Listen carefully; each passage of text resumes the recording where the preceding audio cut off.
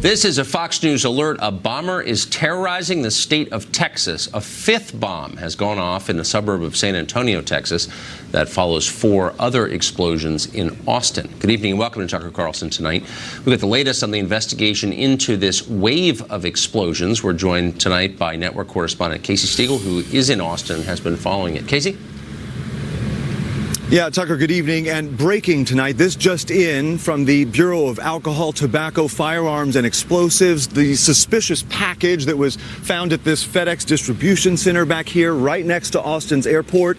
It did contain a bomb, and police detonated it today. The ATF also confirming right before this program began that the exploded package at a different FedEx distribution center outside of San Antonio in Schertz, Texas, did in fact happen, but no serious injuries. Now, that was explosion number 5. First was March 2nd. That's when this all started in East Austin. Let's show you a map to kind of give you some context and perspective here. The first one, March 2nd in East Austin. 10 days later, 2 blasts in a single day. All 3 of those were unidentified packages left on someone's front doorstep containing bombs. 2 people died and 2 were critically hurt with those. Then Sunday night, explosion number 4, southwest Austin.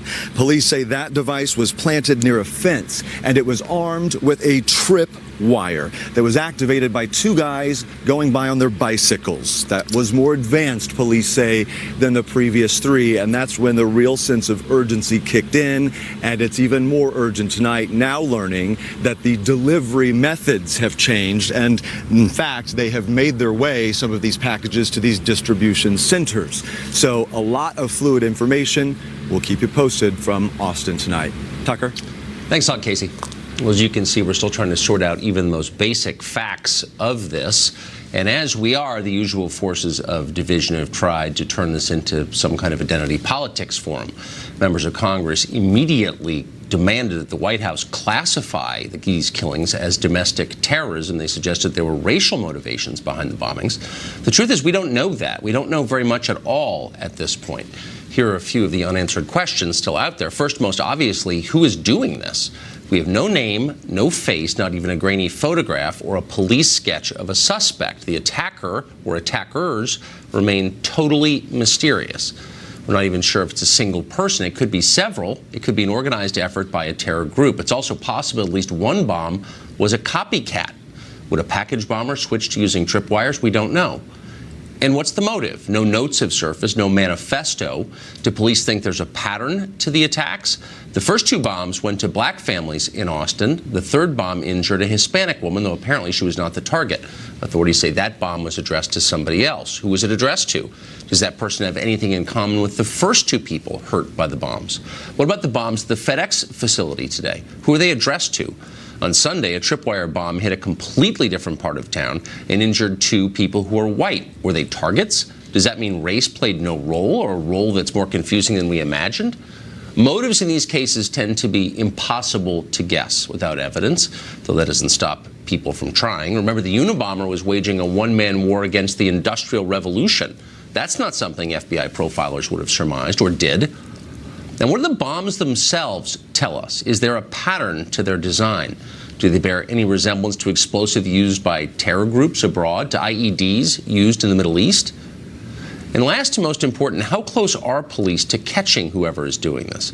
FedEx turned over an unexploded bomb to police, and police believe they know where the bombs were sent from. Will that lead anywhere? We don't know. All of these questions need to be answered in order to understand the attacks, their cause, and whether there are broader implications for the rest of us. But for now, it seems wiser to focus on answers rather than reaching conclusions unsupported by evidence. Buck Sexton is a former CIA counterterrorism analyst, and he joins us tonight. Buck, does anything about what we know so far arrange itself into a pattern for you?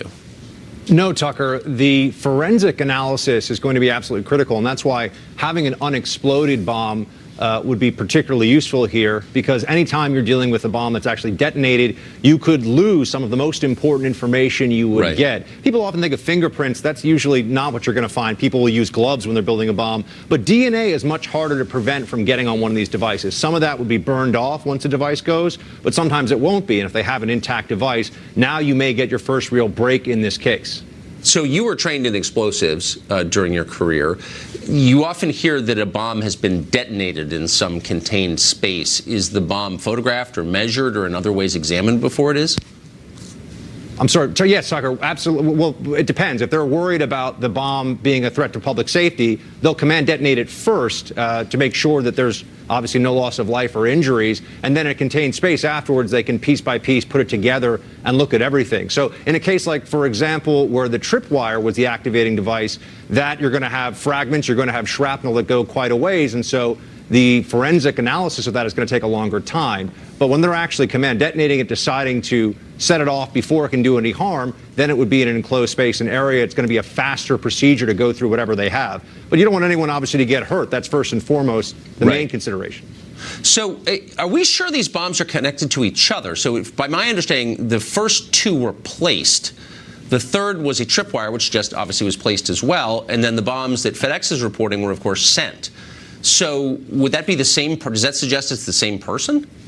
What it suggests is that the person, assuming it's one person, as you mentioned, it may be a group, is varying tactics, techniques, and procedures here to make it harder to track them down and also to increase the fear here. I mean, this is about a campaign of terror of one kind or another. It might be a madman who has a personal grudge against the state, against the government, who knows. Could also be somebody who has a more specific political manifesto. By changing things up, Tucker, it makes it harder for law enforcement to track a pattern. And so that seems to be part of the additional planning here, which, by the way, just the increase in the sophistication of the devices makes it seem like it's likely we're dealing with somebody who has really planned this out, who may have prior experience with explosives, and is going to continue this for the foreseeable future until he's caught.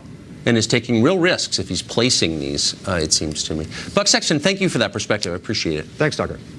Mark Stein is an author and columnist and a keen and wise observer of America as it changes. He joins us tonight. Mark, what do you make of this? Well, it's interesting to me, Tucker, because as Buck was saying, there's three different methods this guy's used, if it's the same guy. The FedEx aspect of it is interesting to me because one always gets the impression with FedEx, the barcodes, the information you have to supply, that they know every aspect of that package from the moment you enter the facility with it, as it proceeds to where it's going and as it's delivered to whoever the recipient is.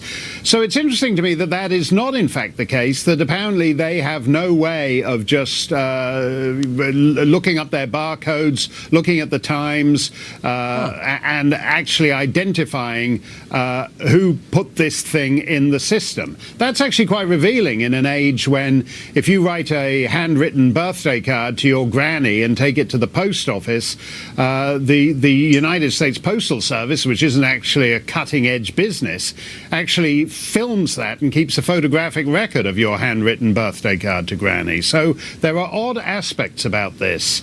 In the panopticon state, in the all-seeing surveillance state, somebody is identifying some actually quite useful holes. Well, I mean, the whole point of the surveillance state is to prevent things like this in the first place, isn't it? Yes, I think that's true, but I think what's actually happening is that it's becoming a bit like overlapping area codes. You know, when the old area code gets filled up and they introduce a new area code over the same geographical area. I think we are moving to a world where we actually have two groups of people inhabiting the same real estate. You have people who are monitored incessantly, so that as we saw at Speaker's Corner in London, people can fly in, an American lady with no criminal record can fly in to the other side of the world, land at Luton Airport in London, and Her Majesty's government will deport her because of something she said on social media. Everything is known about her. At the same time, you have people like the Las Vegas bomber who lived a life that left no footprint, so that 6 months after that attack, we actually know as little about him and his motivations as we did on the night it happened. And these two groups of people, you know, a good name for the second group of people, if it hadn't been taken by illegal immigrants, would be undocumented. Every aspect of law-abiding people's lives is documented up the wazoo, and yet you have this other group of people who manage to find all the shadows and the pockets and move about unseen and unknown. And there's going to be a lot more of that in the future. Well, it's setting up perverse incentives against participating in legitimate ways in society, it seems to me. That's absolutely right. I think you're going to have people who, and by the way, just to throw in the third example, the Parkland guy, there was a guy who had a big social media presence, but it's almost as if the more we leave clues on Facebook and Twitter and Instagram, the more, as in the case of Nicholas Cruz, nobody actually pays any attention to what he's doing in front of your nose, so that we monitor people's social media behavior actually more than we monitor what they're doing when we're in the same room as them. That's exactly right. And of course, there are thousands of potentially dangerous, crazy people living on our streets, and we just ignore them completely. Mark, thank you. Great to see you tonight. Thanks a lot, Tucker. Republicans control both houses of Congress, and they're about to pass a huge spending bill. What does that bill reflect? Could it be it reflects Democratic priorities rather than Republican priorities? We'll put that question to a Republican congressman next.